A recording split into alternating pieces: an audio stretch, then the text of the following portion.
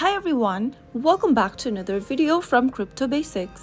In today's episode, I'm going to be showing you how to enable dark mode on YouHodler. So without wasting much of our time, let's dive into the video. First of all, launch open your YouHodler application from the app drawer. Sign into your account like you normally do. After signing into your YouHodler account, tap on the More button at the lower right corner. Now, from the list of options, scroll down and tap on Appearance. Under the Appearance tab, go ahead and tap on the dark option under Color Themes and you will be able to change your YouHodler application to dark mode. You can also use the Device Settings option by toggling on the button right next to Use Device Settings, and then, when activated the button, your day or night mode will be followed by Device Settings option. So that is how you can easily enable dark mode on YouHodler. If you found the video to be helpful, go ahead and give us a thumbs up. Don't forget to subscribe to the channel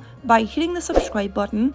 Also, press on the bell icon so that you'll never miss another upcoming upload from us. I will see you again in the next video. Thank you for watching.